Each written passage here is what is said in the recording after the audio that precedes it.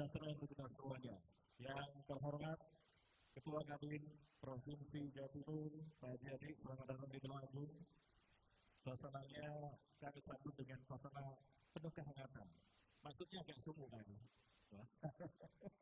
Yang saya hormati Kanda Ketua Kadin Tulungagung, Mas Haji Rizky Turmasaesa, luar biasa dedikasinya untuk Kadin. Bapak Ibu sekalian, yang tidak kita lupakan adalah support sepenuhnya dari Pemkab Tulungagung dan Rawu berkenan hadir sore hari ini Kepala Dinas Koperasi dan UMKM Pak Haji Selamat Sunarto. Matur nuwun. Pangapunten setengah saya baca ini tadi ya. Nanti dalam kita akan diskusi singkat, padat dan tuntas, kira begitu. Setengah 5 sore insyaallah akan kita tuntaskan sesi diskusi dalam tuntas singkat hari ini. Segera kita panggil pemateri yang pertama sebagai tuan rumah. Kita silakan untuk menuju ke atas panggung dan lunar Mas Haji Rizky Firmansyah. Silakan. Kemudian saya mohon dengan sangat Kepala Dinas Koperasi dan UMKM Pak Selamat Sunarto. Disilakan.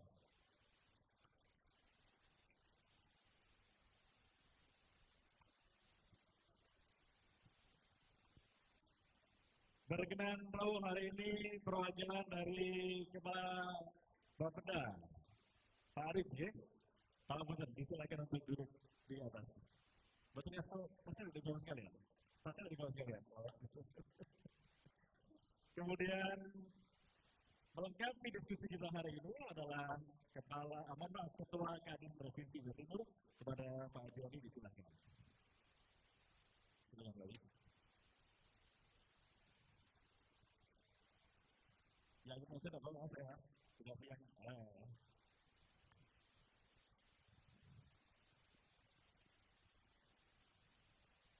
Mas yang bersini ya mas.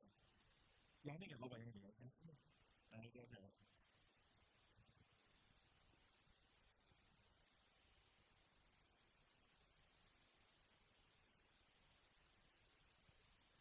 Juga alhamdulillah sore hari ini Bapak sekalian, tamu undangan para pemirsa Radar Tulungagung yang menyaksikan live di YouTube, juga yang mendengarkan lewat LPPL Radio Buluh Tulungagung serta hadirin yang berbahagia.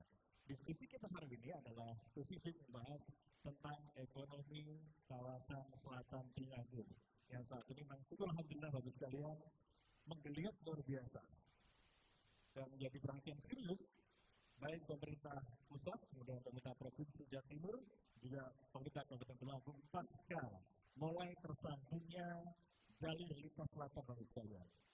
Jadi sekurang-kurangnya ada lebih dari 5 titik pantai strategis di kawasan selatan Tulungagung yang tentu ini akan bisa menjadi gerbong pertumbuhan ekonomi baru di Tulungagung seperti halnya tadi sempat disampaikan oleh Ketua Kadin Tulungagung, Mas Rizky.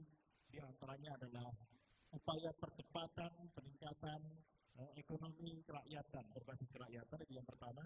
Yang kedua adalah tentang transformasi ide dan gagasan atau mindset, kira begitu.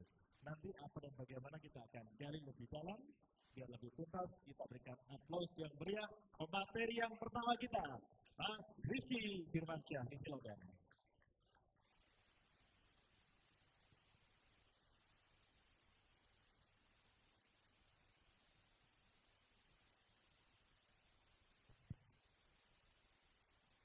Assalamualaikum warahmatullahi wabarakatuh. Salam sejahtera bagi kita semua. Yang jelas pada sore hari ini di kantor Kadin ini luar biasa sekali dihadiri mulai dari pemerintah dan Kadin Jawa Timur. Kita bisa bertukar pikiran mengenai ide atau gagasan untuk pembangunan wilayah Jawa Timur bagian selatan. Hari ini kita ketahui bahwa pembangunan Jawa Timur atau ketimpangan pembangunan wilayah Jawa Timur bagian selatan dengan Jawa Timur wilayah utara. Perkembangan di wilayah utara seperti Gresik, Sidoarjo, Lamongan, Probolinggo hari ini sangat luar biasa. Industri juga masuk ke sana sangat luar biasa. sementara sektor-sektor di Jawa Timur wilayah selatan atau wilayah Mataraman, Provinsi Kediri hari ini kalau kacamata saya cukup kecil dibandingkan dengan wilayah utara. Nah, hari ini diskusi ini harapan saya dan kita semua dari Kadin ataupun pengusaha ada juga sesuatu yang bisa diterapkan di Jawa Timur wilayah selatan. Kita di sini hari ini ada bandara internasional Kediri yang hari ini masih satu penerbangan 3 kali dalam 1 minggu.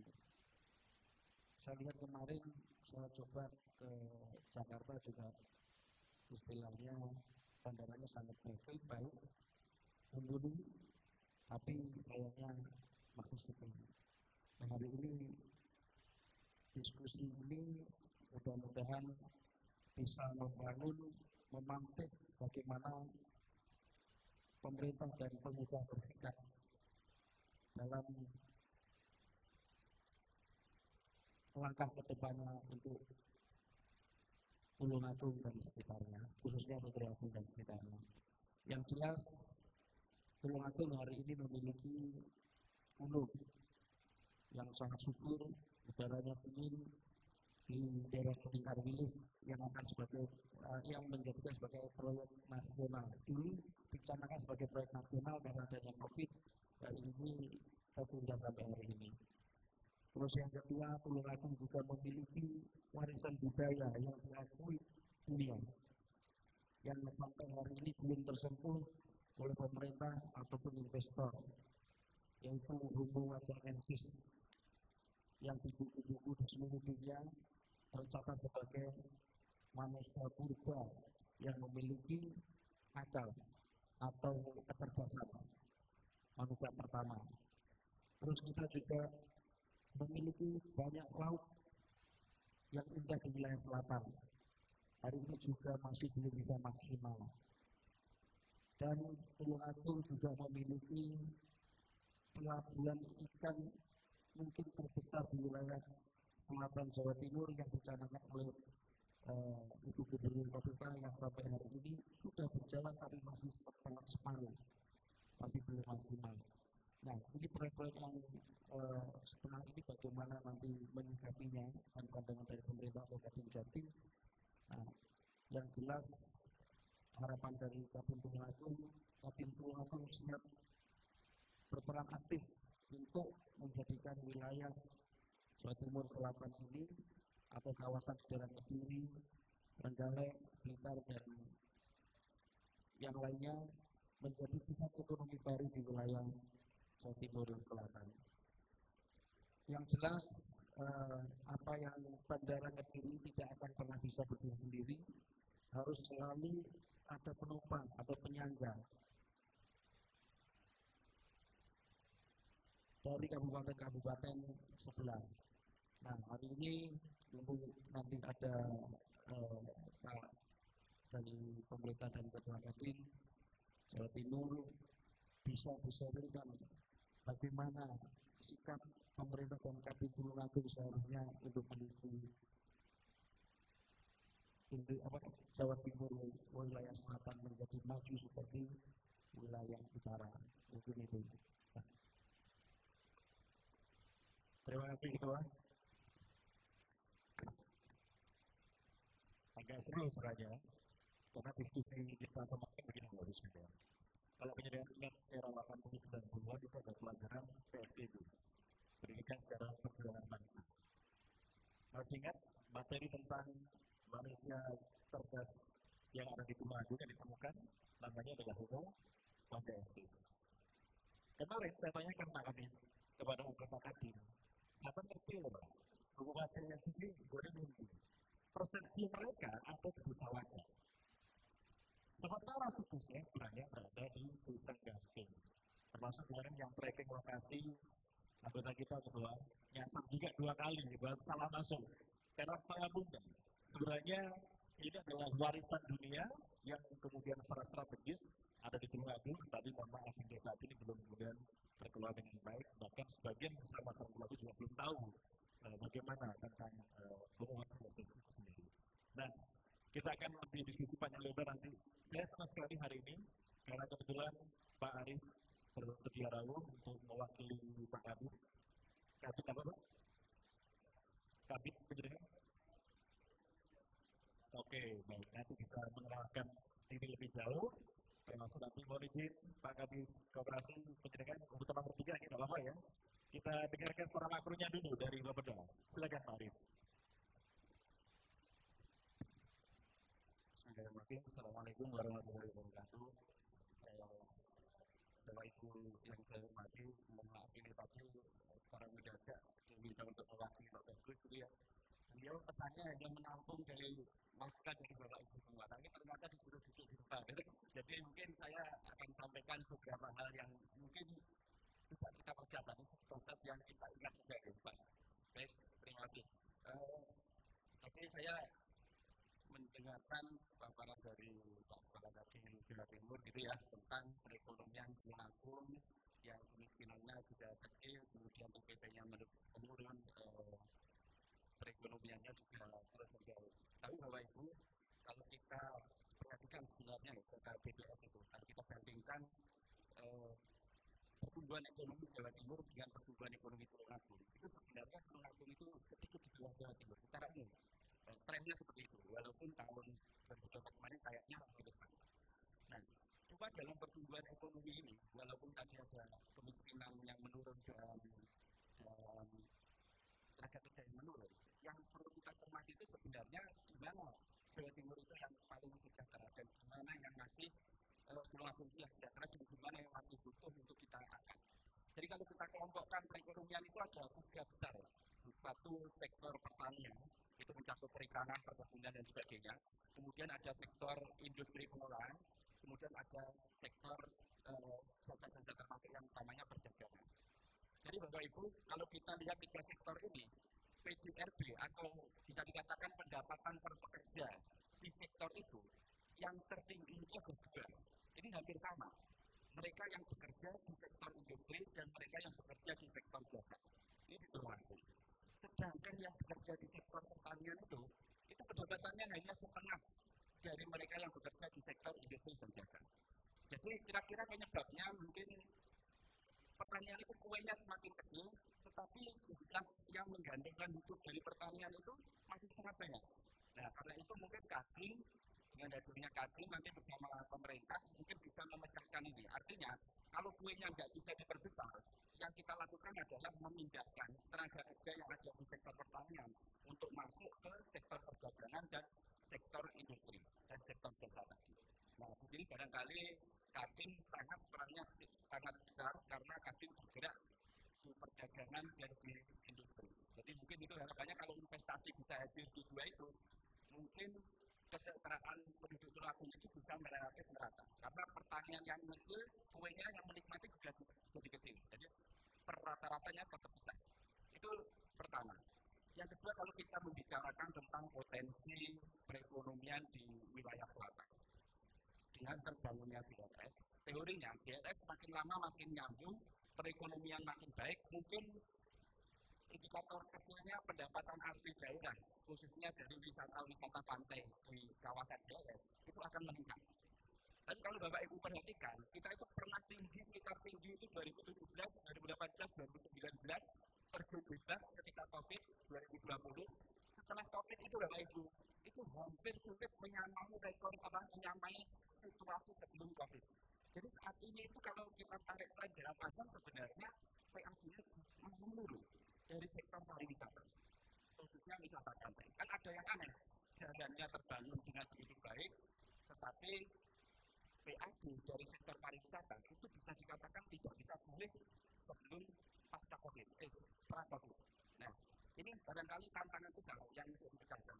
Saya baru sekitar 3 mingguan Pak di ekonomi, jadi masih lebih banyak tahu masalahnya daripada tahu jawabannya. Mungkin nanti di forum ini yang akan tahu jawabannya. Nah, kemarin kita juga sedang membuat analisis kebijakan tentang bagaimana perekonomian di kawasan selatan, itu khususnya yang berbasis pariwisata itu bisa berkembang. Ada banyak hal yang menjadi problem. Yang pertama adalah masalah sampah. Jadi pantai-pantai kita dengan sampah yang begitu besar masuk dari Sungai Nyama itu, pantai-pantai kita itu relatif kotor. Sehingga mungkin banyak yang akhirnya melewati Tulung Agung ke Trenggalek. Itu penjelasan dari teman-teman yang menangani PAD. Ya.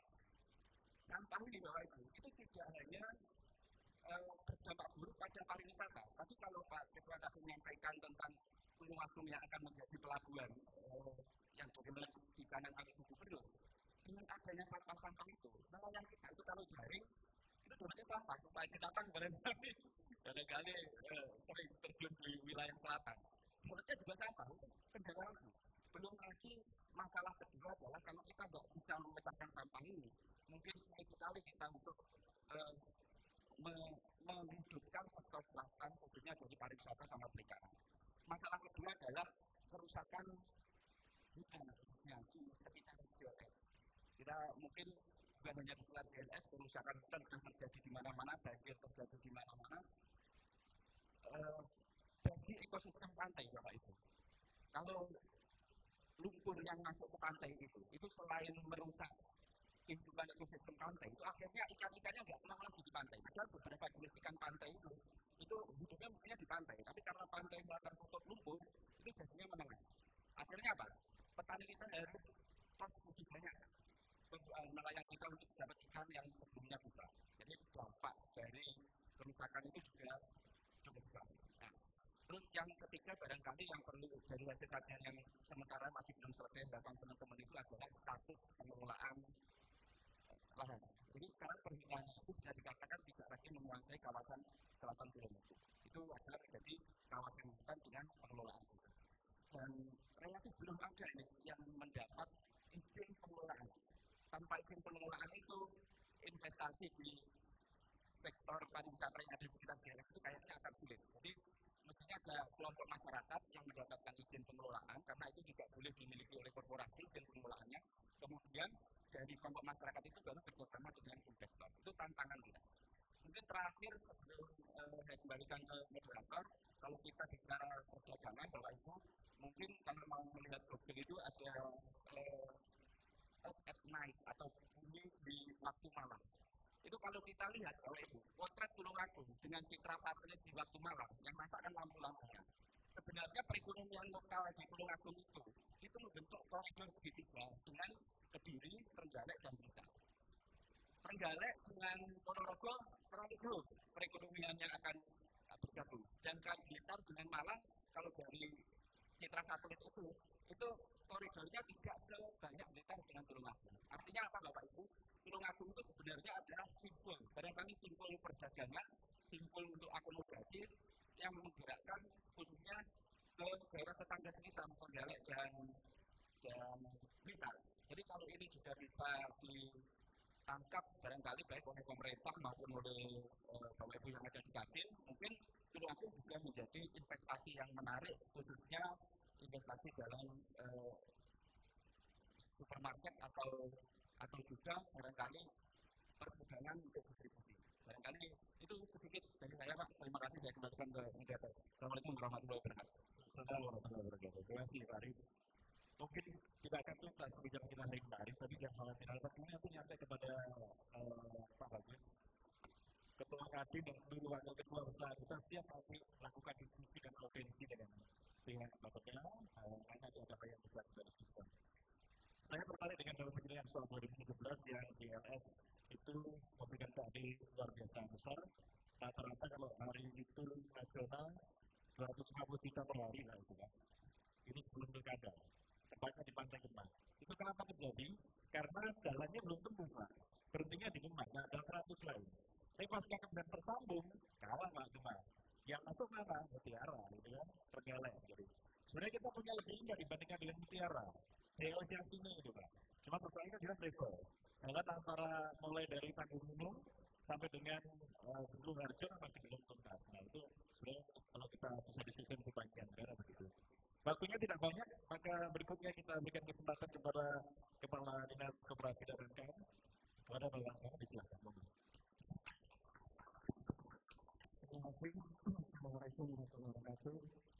Selamat pagi untuk Pak Presiden. Pak senior dari Kadin Hulu sampai Jawa Timur, teman-teman semuanya, ini dari Mas Rifki sama Mas Arif itu luar biasa. Sebelum kami berbicara tentang UMKM-nya, tapi kami bahasnya juga berbicara UMKM. Saya itu jadi teringat secara akademis lah. Akademiknya Pak Franklin Colin Arsad. Franklin Colin Arsad ini berbesar ekonomi global. Isu strategisnya gini. Sudah banyak program kegiatan yang diluncurkan oleh pemerintah, baik pemerintah pusat, pemerintah provinsi maupun pemerintah daerah dalam hal pemerataan ekonomi. Juga sudah banyak bantuan yang diluncurkan oleh baik pemerintah maupun swasta dalam bentuk CSR.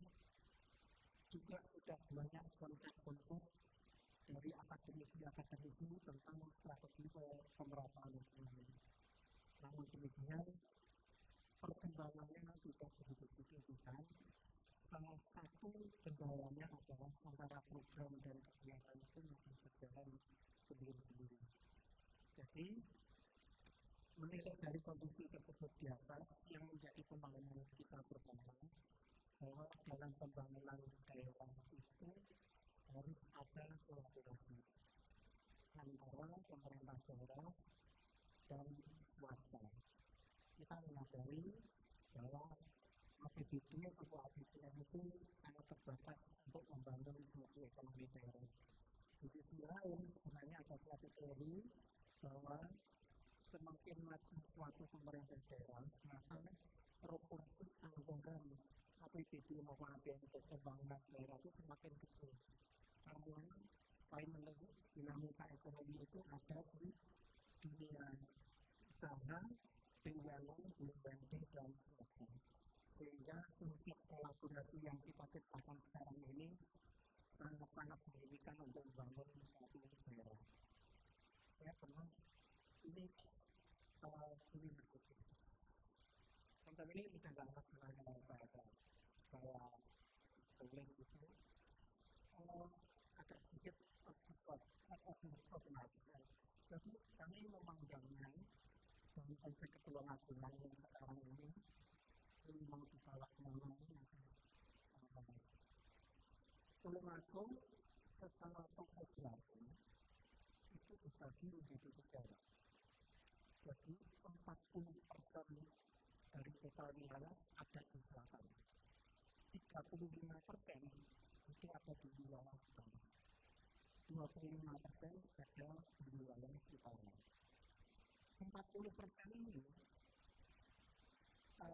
core bisnisnya adalah mining dan konsumsi. Dengan core bisnisnya adalah government dan bisnis. Sedangkan utara adalah pertanian, pertambangan dan ekoturisme di situ.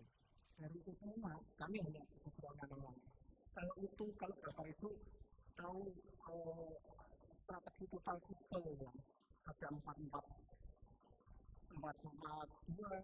4-3-3 lah. Kami punya analisis bahwa sekiranya APBD itu katakanlah 40%. Ini nanti dikaji lebih dalam untuk analisisnya bahwa dari selatan 40% itu memang mining sama tourism katakanlah gitu. Kita alokasikan dana di sana 40% dari total APBD. Sedangkan di tengah itu karena wilayah perkotaan kita anggarkan 20% dari total APBD. Sedangkan di utara yang 25% dari luasan total itu kita alokasikan anggarkan 40% dari APBD, sehingga 100%. Clear ya, berarti untuk core bisnisnya selatan itu mining tourism, tengah government business, sama utara itu tourism, sama farming. Dari itu semua, katakanlah yang 40% APBD ini, 60%-nya untuk membangun core bisnisnya itu. Sedangkan 20%-nya untuk mengakomodir potensi yang ada di tengah, bisnis sama kebutuhan desa. Sedangkan 20%-nya lagi untuk mengakomodir yang ada di utara tentang farming sama ekoturisme. Begitu juga yang ada di tengah. Dari total APBD 20% itu, 60%-nya untuk core bisnisnya yang ada di tengah. 20%-nya adalah mengakomodir yang ada di luar selatan, 20%-nya tadi untuk mengakomodir di wilayah utara. Begitu juga yang utara, dari 40% itu, 60%-nya mengakomodir core bisnisnya yang di utara, 20%-nya yang ada di tengah, dan 20%-nya yang ada di selatan.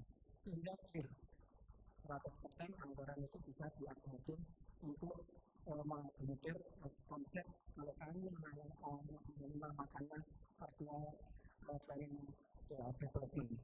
Dari itu semua karena nanti waktu yang selatan itu memang untuk kawasan dan sana potensi mainnya memang gede yang besar biasa.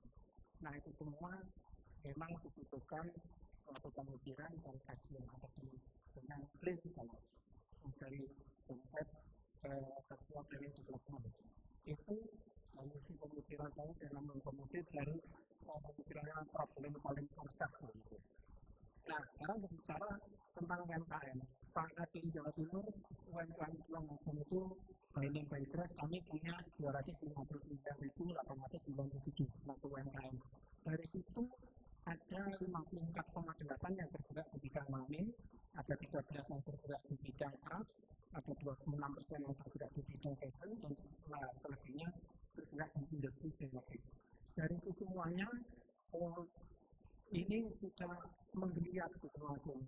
Menggeliat di Tulungagung, kalau kita berbicara data, di provinsi, kontribusi PDRB, Koperasi dan UMKM, itu sebanyak 60,09%.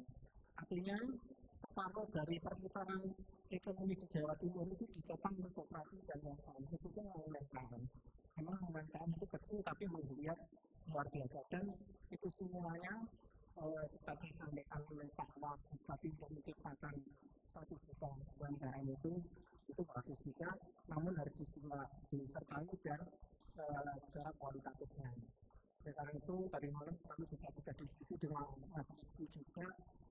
Kami kemarin itu waktu kami rapat di provinsi itu ada dari Jember. Jember itu juga sudah melontarkan terkait dengan super holding, Pak Ibu sekalian.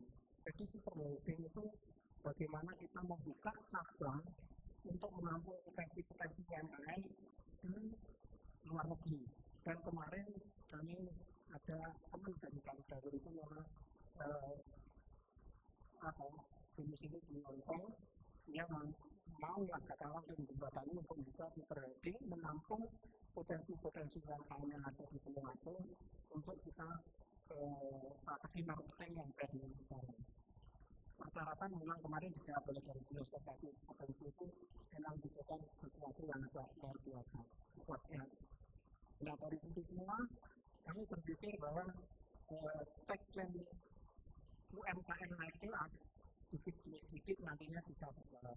Karena ada satu lagi kelemahan Pak, mungkin bisa diperjuangkan oleh Pak Kadin.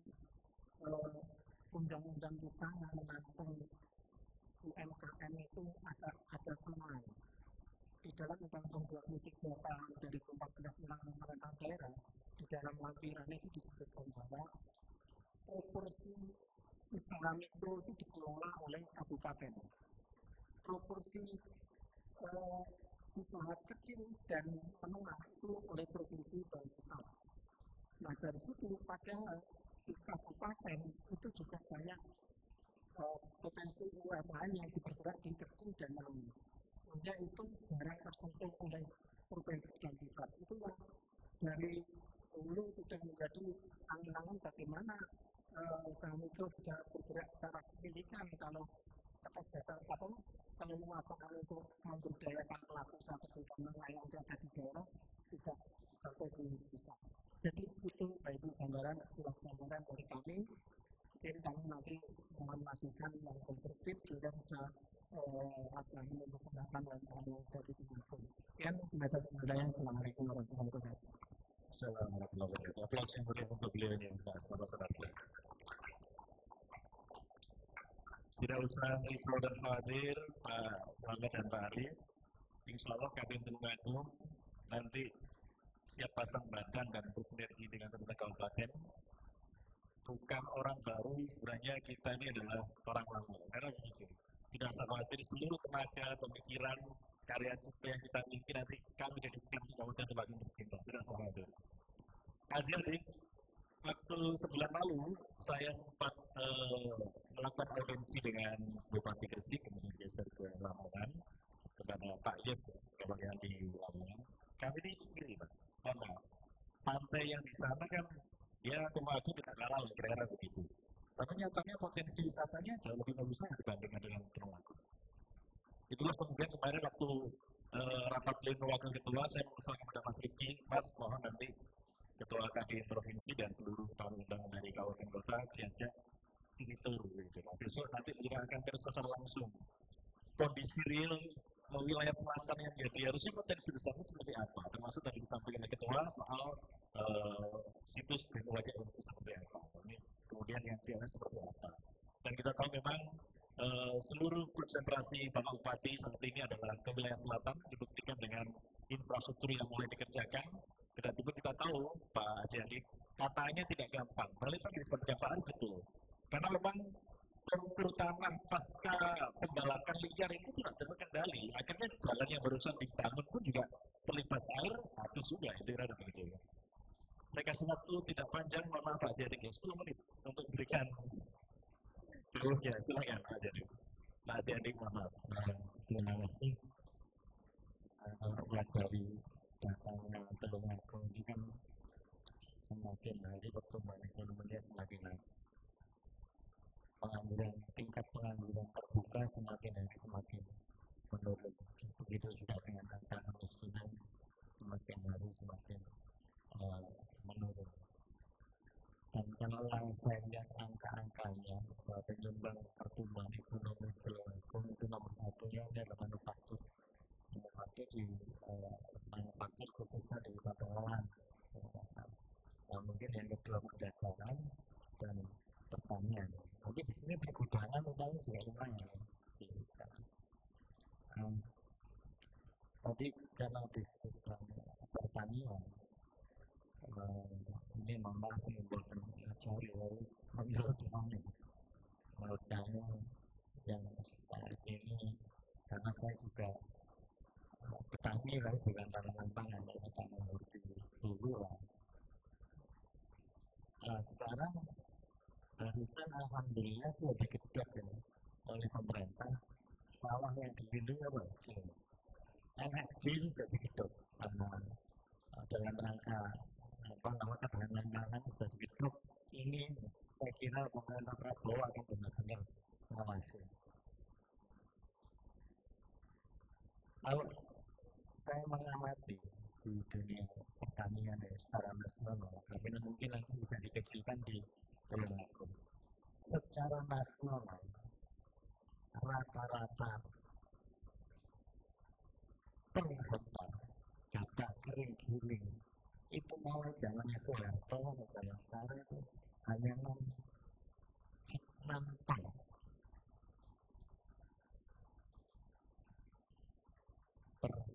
Hari ini mau pertanyaan, kalau dikecilkan kan bisa dilihat di Temanggung ini rata-rata per hektanya gabah kering-giringnya berapa.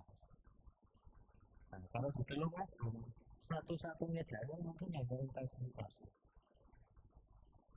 karena mau intensifikasi ya nggak ada lain lagi gitu. Hingga kita ngobrol ini intensifikasinya ini apa sih maksimal, mulai dari airnya kemudian lain-lain kalau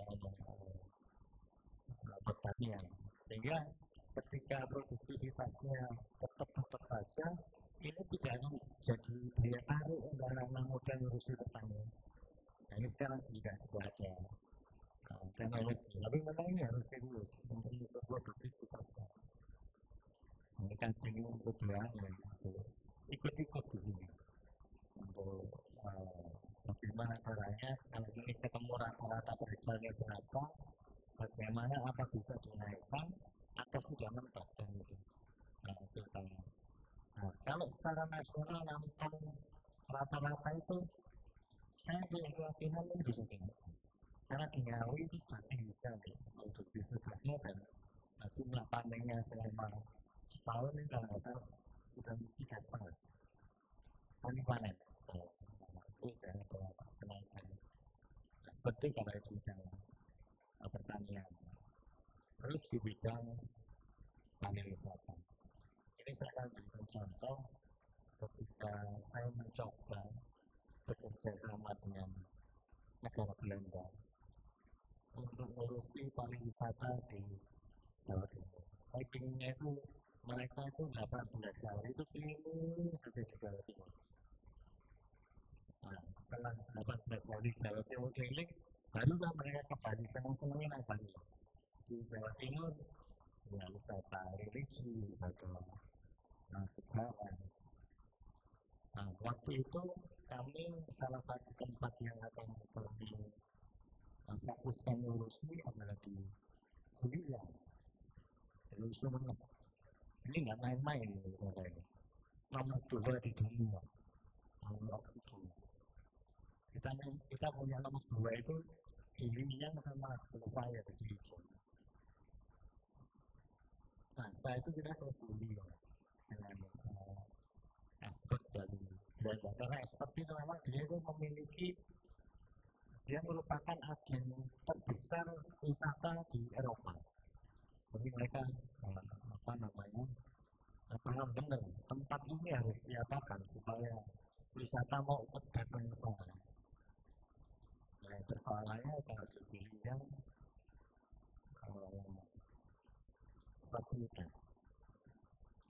Problemnya di fasilitas sama di transport. Kita dulu waktunya transportasi kita dari Probolinggo langsung ke Pilihan. Tapi itu nggak bisa langsung mendarat, tapi di koper dengan kapal kecil. Persoalannya juga infrastruktur.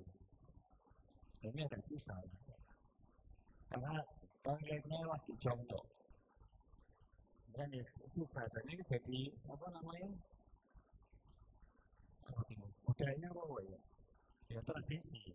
Ini rubahnya agak sedikit susah.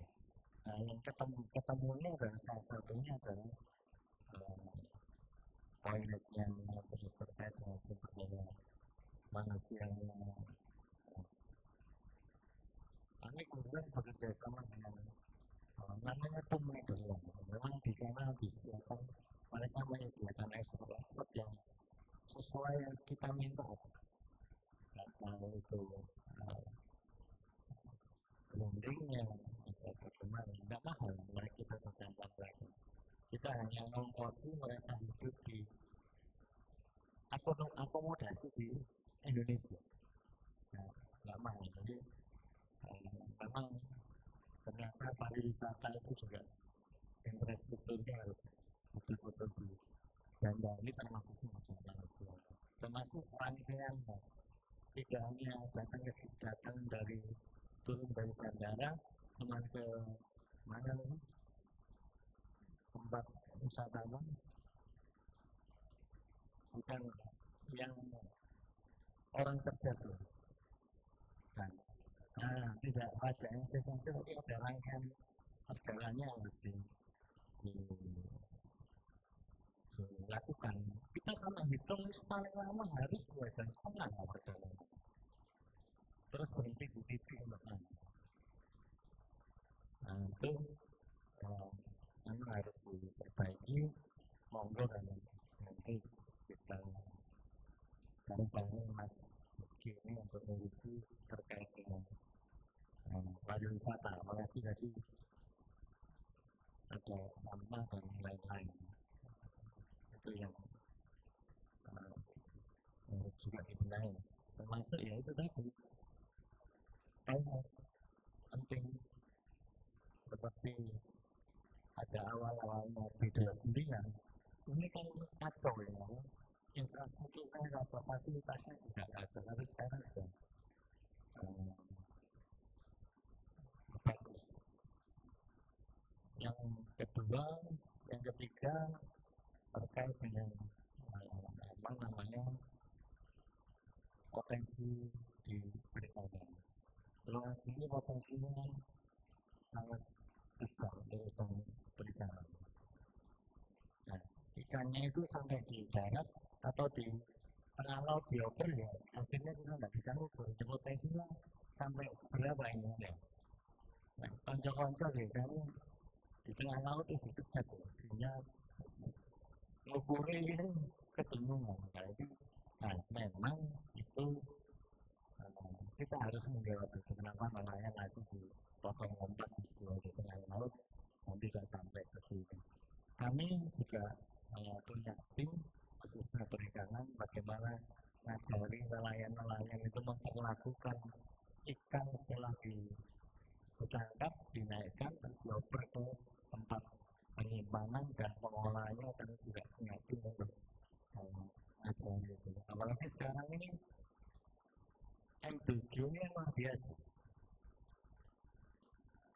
Kita sudah kemarin pertemuan dengan gubernur minta supaya ikan dori dengan impor karena melimpah itu. Yang sudah masuk di MBG itu kan hanya ikan dori. Nah, ini khawatir masuk impor tercuma. Nah, karena ngomong perikanan dan lain-lain nanti termasuk kalau istilah sekarang itu diurus lagi ya. Kalau dulu kan industrialisasi. Seharusnya Tulung Agung itu kan sudah mendunia. Harusnya ini enggak harusnya. Memang kan sudah mendunia dengan miningnya gitu. Ini ekspornya barang mewah di luar negeri kan. Nah itu terus terkait dengan UMKM, banyak sekali pekerjaan Pak Ketua waktu UMKM tadi sudah disebutkan kan dua lagi 259.000. Nah ini kan masih bulan Februari.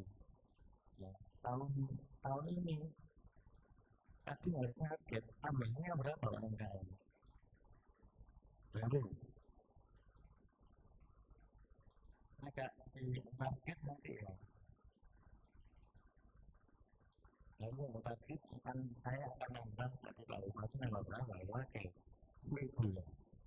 Tidak apa itu. 1.000 gampang bisa dihitung ya. Artinya ini yang UMKM yang beneran, bukan sekedar NIB, beneran punya usahanya berjalan dan punya kalau syukur-syukur karyawan gitu. Kalau datanya besok lagi pasti gitu. Kalau di perindustrian NIB kadang-kadang kotor. NIB kok ya. Nah, itu kira-kira yang memang UMKM itu luar biasa. Hampir 99% itu penyerap tenaga kerja ya di UMKM. Kalau ngomong UMKM atau wirausaha baru, sangat ada UMKM baru, ya memang harus ada tim untuk menciptakan wirausaha baru. Kalau di bedanya, kalau di Tulung Agung nanti diciptakan, kalau di Gresik salah satu problemnya adalah tenaga kerja. Industri di Gresik cari tenaga kerja juga susah, yang sesuai dengan kebutuhannya. Akhirnya Pak Bupati itu berdebat ada perda yang harus 60% tenaga kerja industri yang di Gresik itu harus orang Gresik.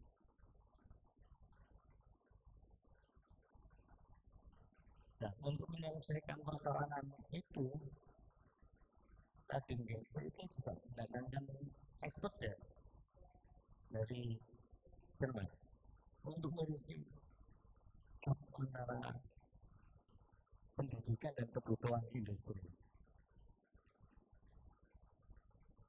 Dari Jerman nama Pak Bupati, ya jadi itu. Saya kira Mas Rizky ini kan lebih fresh, lebih kreatif dan masih muda dan kami siap tukar pikiran karena kami ini terus terang yakin dan percaya, makanya kami prioritas utama kami adalah programnya dari para kementerian Indonesia supaya bisa mendorong pertumbuhan ekonomi. Saya kira dari saya cukup, tapi saya yakin kalau aku ini semakin dari pasti semakin bagus. Bisa terkait dengan UMKM, bisa sama Pak Solikin, kalau terkait dengan sumber daya manusia, bisa dengan Pak Minister itu.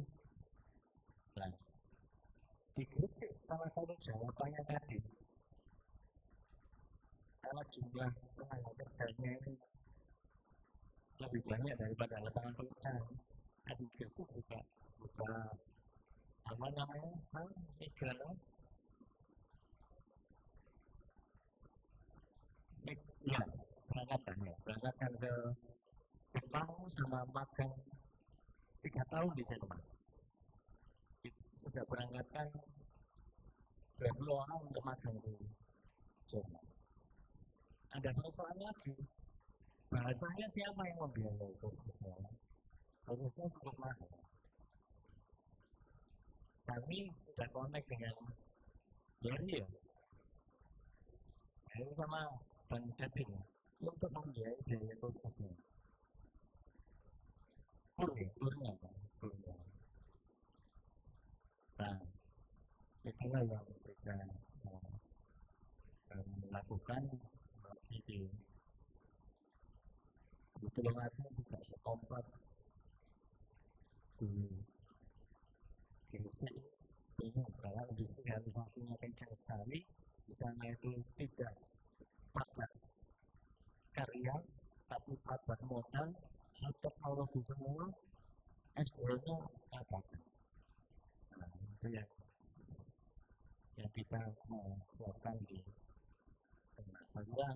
Dari saya itu kami akan dari Jawa Timur dan support apabila memang ada tempat-tempat wilayah-wilayah yang sudah clean dan clean untuk dicarikan investor, kami akan mencoba carikan untuk mengajukan potensinya luar biasa. Terima kasih. Assalamualaikum warahmatullahi wabarakatuh. Lebih dari 10 kali Pak Haji Adik menyebutkan Gresik. Artinya ketua, kayaknya kita perlu studi diri ke sana lihatnya begitu. Kapan Gus ya? Siap ya kalau kami nanti sudah di sana. Baik.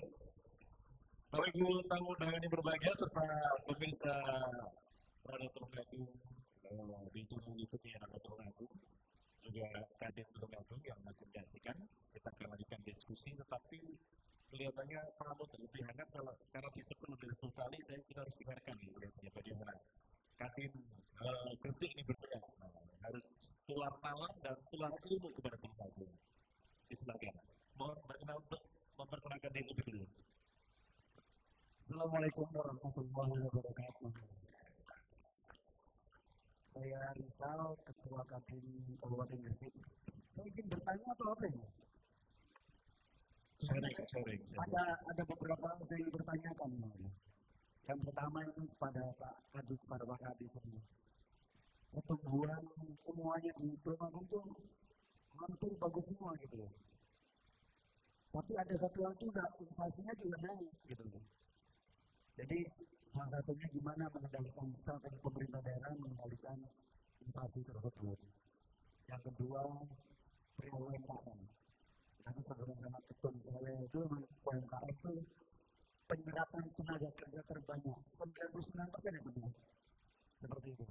Hari ini solusi UMKM itu ribet ya karena di Kabinet ya. Saya lebih dari berapa? 400.000 saya. Apa namanya UMKM itu sangat ribet memangnya, susah sekali UMKM. Yang saya ingin pertanyakan, stimulan apa yang diberikan kepada UMKM supaya UMKM ini bisa bertumbuh lebih baik, naik kelas, dan akan banyak lagi UMKM yang berkembang. Satu hal ini saya ingin sebenarnya ada yang saya belajar di sini, bukan kalau saya belajar di sini, saya mau belajar di sini. Salah satunya saya mau bikin desain center. Kebetulan di Tulungagung kan sudah ada desain center, Pak.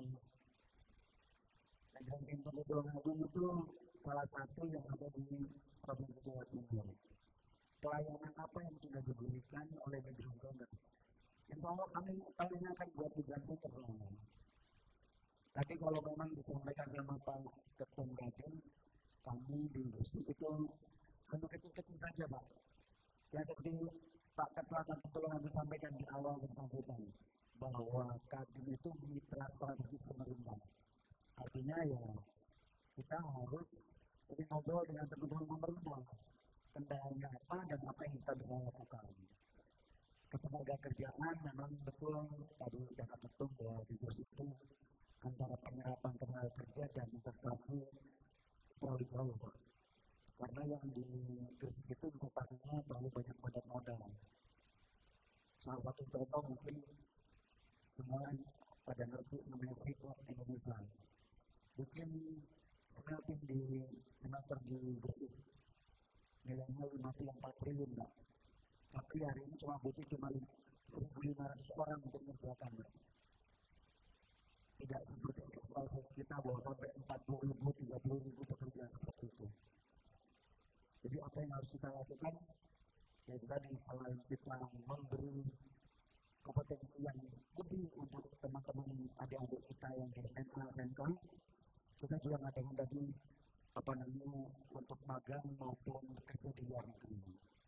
Nah, salah satunya lagi saya mau membuat pikiran center manufacturing mau Indonesia politik ini. Karena di Tulungagung ini ada mitra center. Insya Allah tentunya kami buat. Seperti itu mungkin yang dia sampaikan. Terima kasih. Wassalamualaikum warahmatullahi wabarakatuh. Singkat untuk yang program magang ke Jerman dan Israel tadi, saat ini program B2B atau G2G atau gimana ini? Harusnya G2G dulu.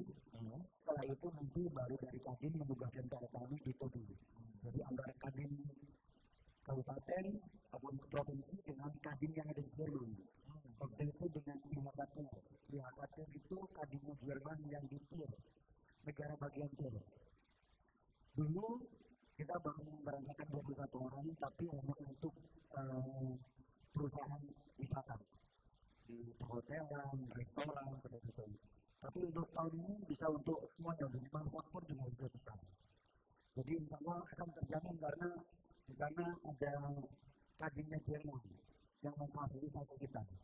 Jadi Pak Ketum itu pernah belajar 10 hari di Jerman, realisasi. Tentunya bersama saya. Untuk ini, BLK-nya gimana? Kan terbatas. Kalau yang Korea sebagainya, BLK kan banyak. Kalau yang Jerman kan agak susah. Gimana ngaturnya? Jadi pelatihannya. Intinya untuk pelatihan itu hanya utamanya di bahasa. Tidak harus linear antara sekolah dan tempat pekerjaan. Semuanya kita di SMA, jurusan IPA, jadi kita masuk ke divisi apa bisa. Kecuali di manufaktur, di engineer, jadi mereka harus ini termasuk untuk yang sarjana. Termasuk di Jepang pun seperti itu.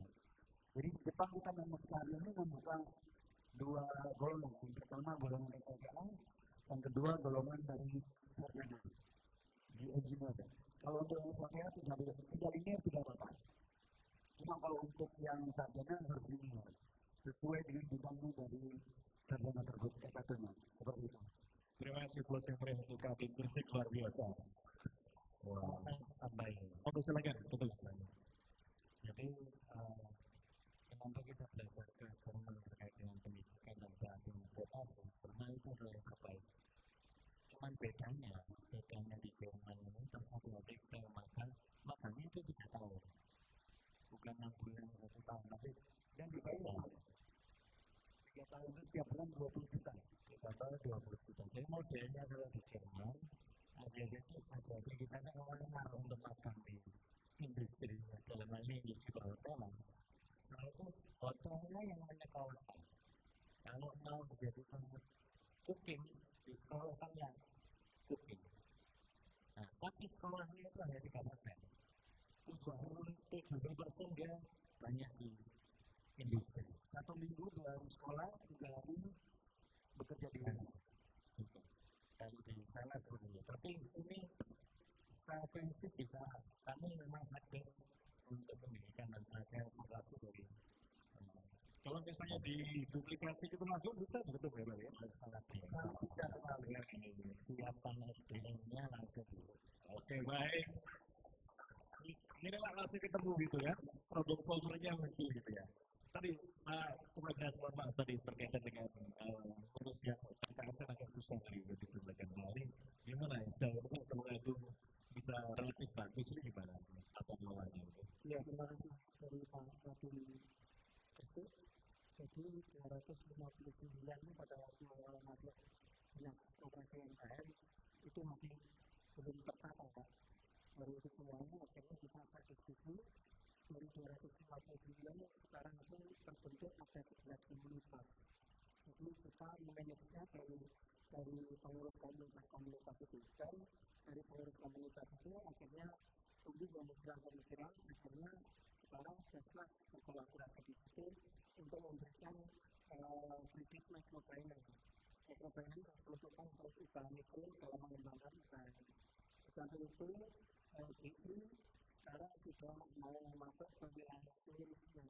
Jadi bagaimana salah satu strategi dan elemen saya itu kan dari objek penjualan, perizinan dan objek penjualan kecil satu digital marketing. Digital marketing itu ini kita wujudkan di sini, mungkin di Indonesia juga ada dan di berbagai wilayah juga ada yang menggunakan itu. Tapi di sini kartu itu kita mandiri, lewat dan itu dengan menggunakan generator sebagai stabilisasi dan sebagainya itu perputaran ekonomi 200-250 juta per 3 bulan. Jadi jumlah dalam sebulan. Dan itu sudah dimana dia sudah mulai membayar tenaga kebersihan, lain dan sebagainya. Walaupun ada bantuan itu juga beri dari sisi lega formalnya, begitu sudah seragam itu kecil. Sistem kami itu ya. Dan satu lagi saya tertarik tadi dengan Pak Kapten Jawa Timur terkait dengan ini untuk menjadi pemikiran kita bersama.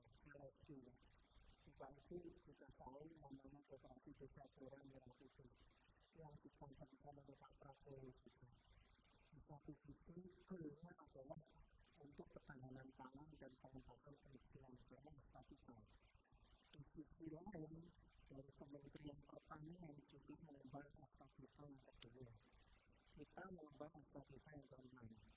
Dari sisi mana prosesnya proses dari apa yang mulai lintas 9 ada yang berarti untuk 70 tentang pembangunan sungai. Pembangunan sungai itu yang menjadi pemikiran kita bersama, karena ini mungkin diskusi di semua kabupaten Indonesia juga banyak mulai Koperasi Desa Merah Putih yang menempati LFD. Jangan lupa dituntut Prabowo ketahanan pangan, LFD itu juga harga mati. Akhirnya Pak Dirjen dari Pertanian itu mengeluarkan surat bahwa setiap yang membangun asosiasi ataupun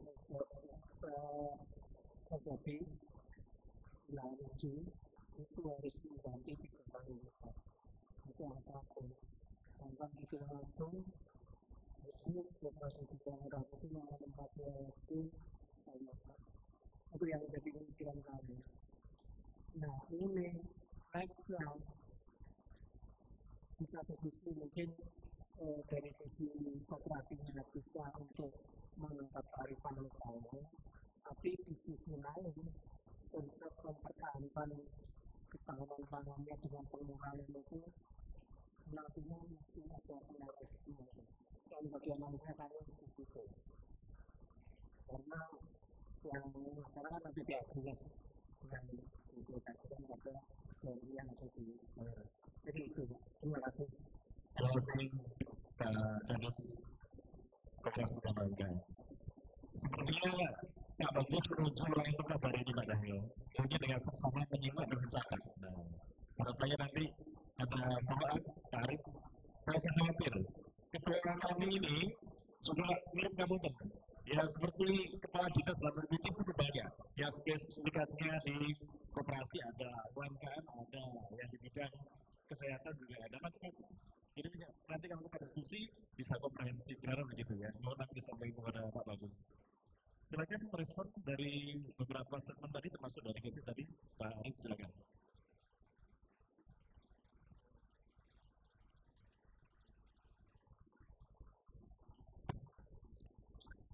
Terima kasih Pak Moderator.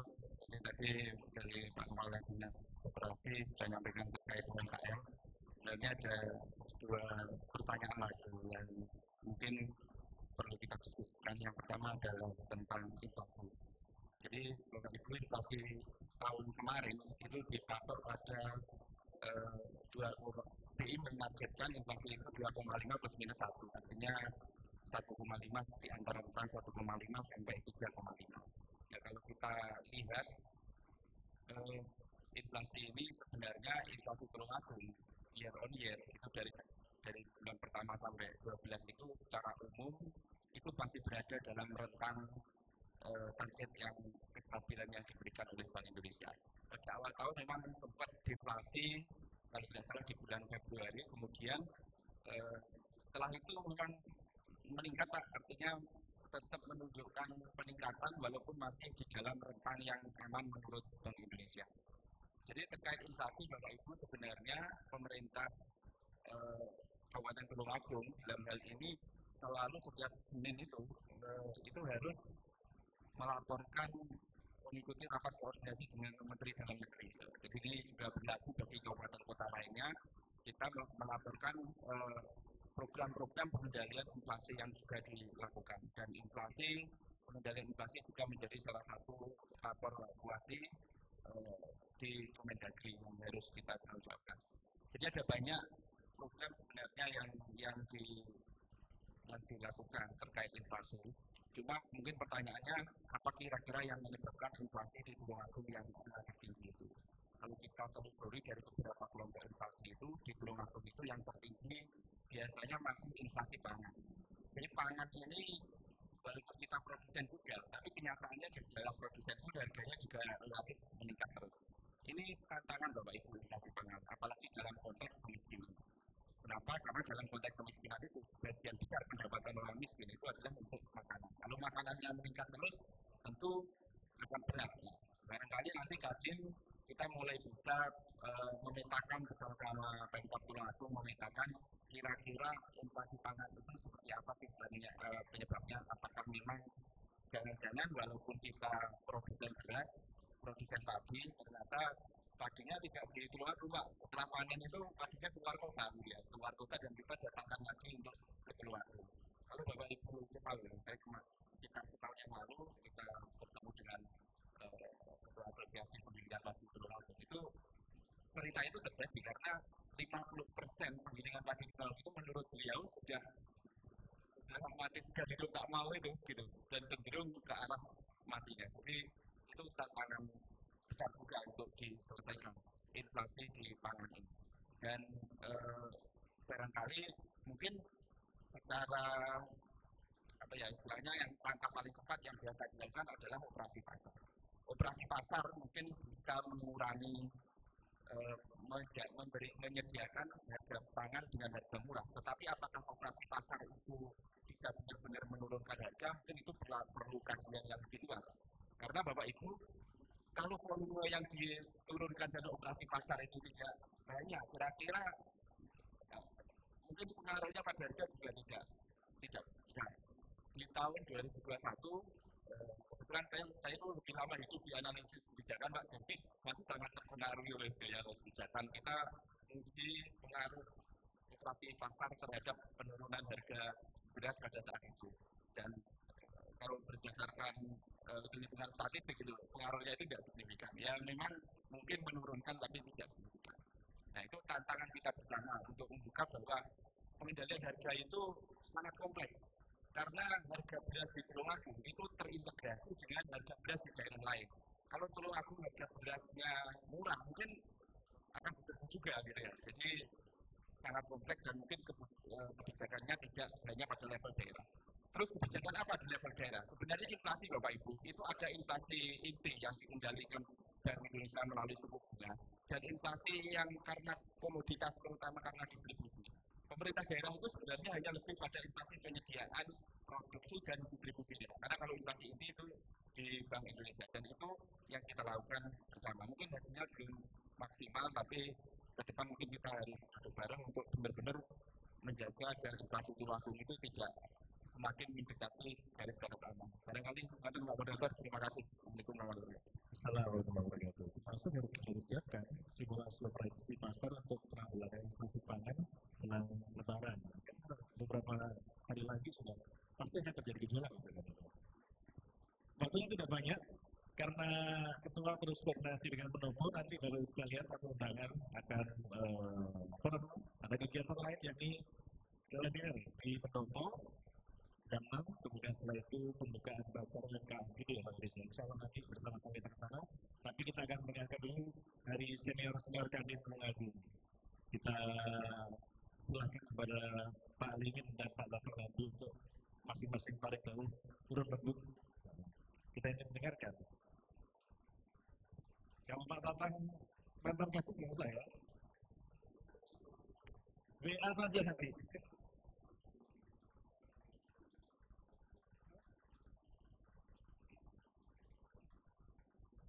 Baik, terima kasih Pak Ketua Kadin Gubernur Jawa Timur dan Bapak Ketua Kadin Kabupaten Tulungagung beserta Bapak-Bapak Kepala Dinas dan berikut para tamu undangan, rekan-rekan semuanya yang saya hormati. Ada beberapa hal yang tadi Bapak Ali berkata bahwa peningkatan kesadaran masyarakat Tulungagung, peningkatan ekonomi utamanya di kawasan ekonomi Tulungagung adalah suatu keniscayaan. Maka itu tentu ini melewati tahun kita berusaha itu bersama sinergisitas antara pemerintah kabupaten dan juga pemerintah provinsi Jawa Timur berikutnya, ruang lingkupnya di Jawa Timur dengan Kadin Kabupaten dan Provinsi Jawa Timur. Tentu sinergisitas ini sangat diharapkan dan terlepas daripada pengembangan SDM yang sudah dijauhkan diusahakan oleh Pak Ketum tadi, tentu persoalan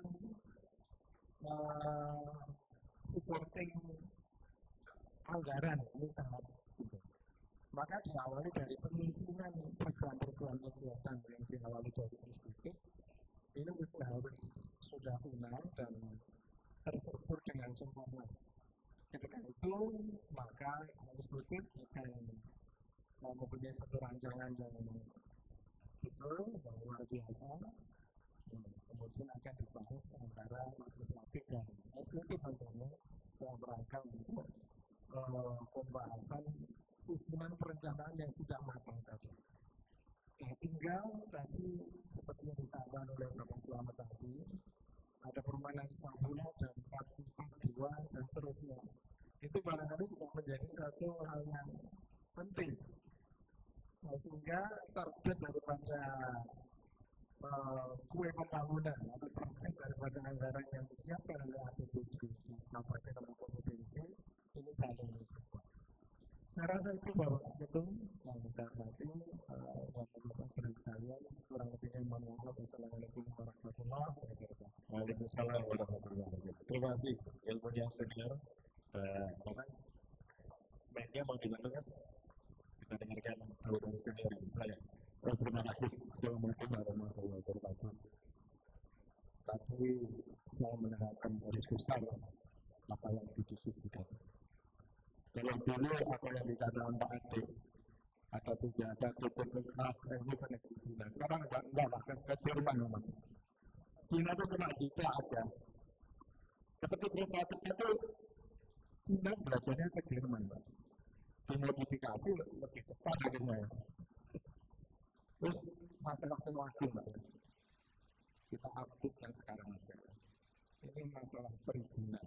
Ini perizinan diundang apa izin? Diundang ya. Gini, saya cuma punya pandangan. Tadi saya juga mengandalkan yang madam dengan keberagaman bahwa investor yang akan eksplorasi harus dilindungi aturan. Karena kalau tidak dilindungi aturan, investor juga takut, Pak. Nah ini paling dari dinas perizinan itu memberi semacam aturan yang lebih cepat, lebih gampang. Satu aja, Pak. Ini masalah PBG, perizinan bangunan gedung.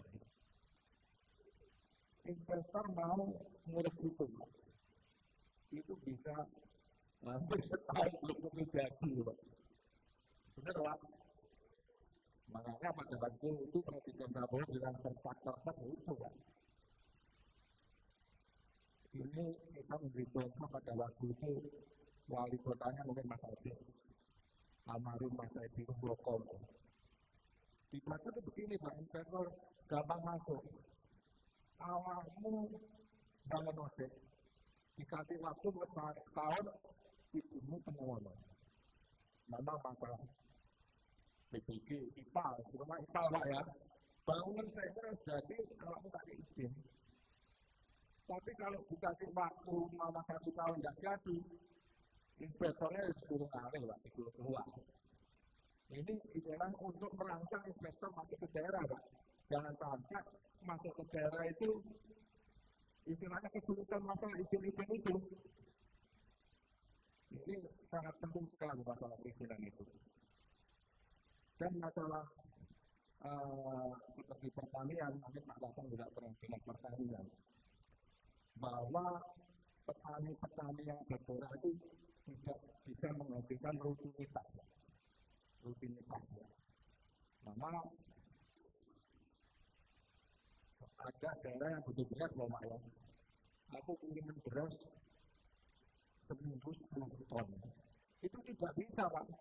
Paling misalnya itu tuang lampisan.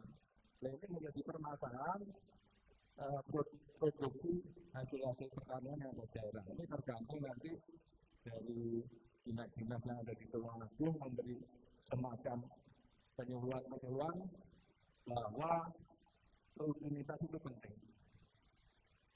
Karena seperti ikan ya Pak ya, ini kan lagu MBG kan ikan itu sangat diperlukan Pak ya. Ada Tulung Agungnya juga bekas, kalau ada juga masih kekurangan juga. Ini tadi ada kita bicara dengan Pak Romo di sana, di dinas perikanan ada pilah kadang-kadang bahan bakunya itu masih kurang dengan kebutuhan yang diperlukan. Untuk itu Mas Rizkin untuk bisa koordinasi dengan dinas perizinan, jangan sampai investor yang akan masuk itu istilahnya tidak cepat dalam mengurus izin. Dan terima kasih Pak. Wassalamualaikum warahmatullahi wabarakatuh. Assalamualaikum warahmatullahi wabarakatuh. Terima kasih. Kalau Bapak dengan masalahnya nanti di akses lagi, masih ngomong. Kalau sampai teknik nanti ketahuan langkah ya. Yang terpilih memberitahukan kepada penyidikan dan undangan yang dari kota nanti setelah ini jam 5 silakan geser ke hotel dan memberikan jurnal. Kemudian setelah itu orang-orang geser ke pendopo gitu ketua ya. Nanti geser ke pendopo untuk mengikuti rangkaian kegiatan di pendopo. Karena itu termasuk juga di antaranya pembukaan dan sebagainya. Terakhir kita akan dengarkan closing statement dari Ketua Kadin Tulung Agung nanti diakhiri oleh Ketua Kadin Provinsi Jawa Timur. Silakan Mas Diki.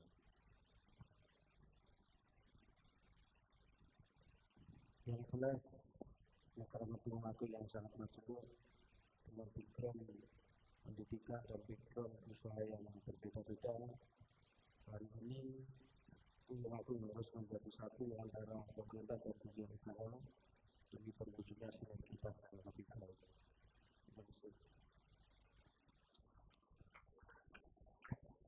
Terima kasih.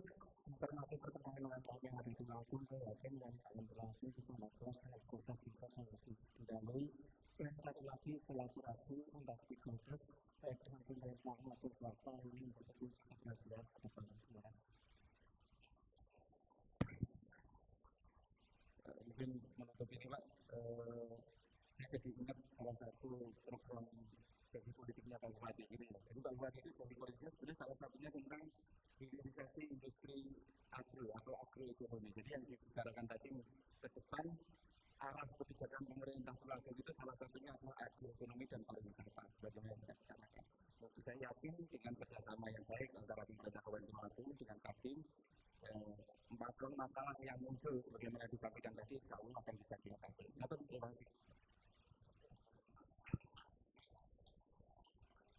Terima kasih. Saya nambahnya dari Bapak. Memang kuncinya itu di kolaborasi. Itu sangat penting dalam kolaborasi. Kami setiap tahun, setiap awal tahun atau akhir tahun pasti keliling ke dinas-dinas. Karena kami satu punya program, dinas juga punya dinas-dinas juga punya program, cocok-cocokan program. Mana yang bisa cukup? Karena sama-sama punya program, biar jangan jalan sendiri-sendiri. Saya keliling di dinas-dinas di tenaga kerja terus untuk industrian dan juga perlu kami sampaikan pada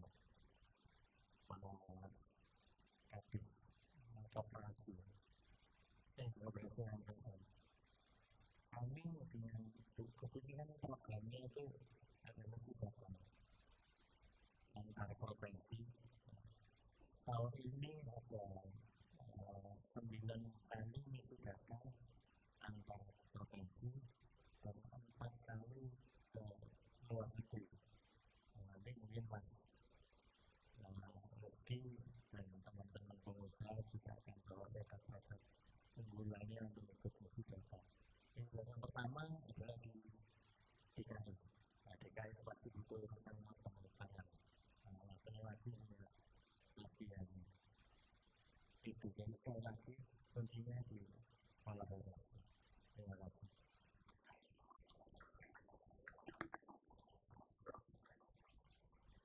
Tamu undangan dan seluruh pemirsa yang sudah menyaksikan Tata Tulungagung dan Kadin Tulungagung dengan demikian berakhir sudah dalam kegiatan dalam sarana sehat ekonomi kawasan Selatan Tulungagung yang digagas oleh Kamar Dagang dan Industri Kabupaten Tulungagung. Semoga kegiatan ini bermanfaat dan ada tindak lanjutnya. Sebelum kita start pembahasan sampaikan yang berlangsung dengan pemerintah Kabupaten Tulungagung. Terima kasih. Selamat sore. Assalamualaikum warahmatullahi wabarakatuh.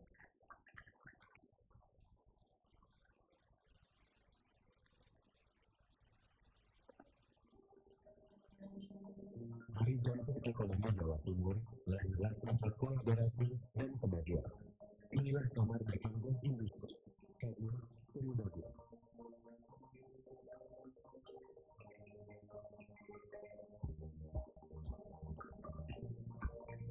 Pada pelaku usaha menjadi mitra strategis pemerintah daerah, mewujudkan pertumbuhan ekonomi inklusif, menghadirkan UMKM, industri dan investasi, jembatan antara dunia bisnis dan peluang masa depan. Dalam penguasaan, Kadin Tulungagung berfokus di sektor pertanian, perkebunan, peternakan,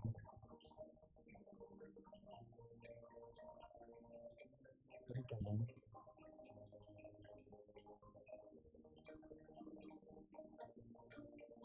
kelautan,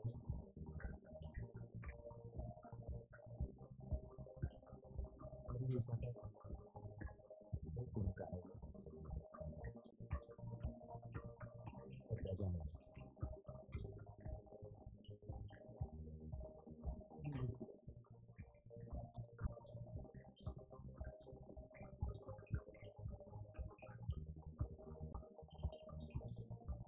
pertambangan, pembangunan dan konstruksi,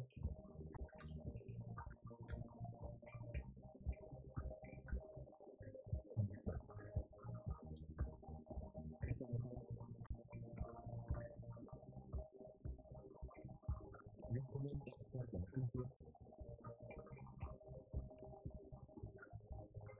transportasi,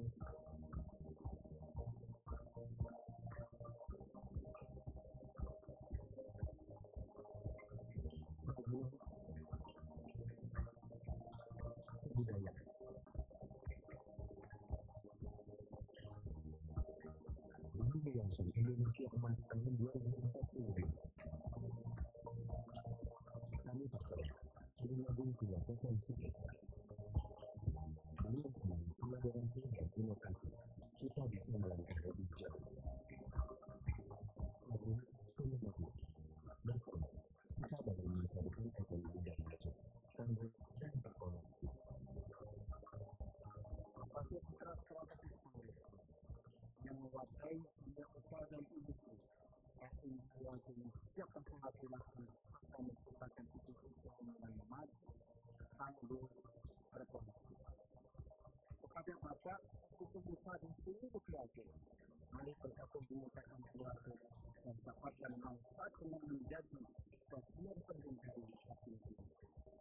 Program tadi Tulungagung berfokus untuk memasukkan perekonomian daerah dan peningkatan kualitas demokrasi yang memiliki.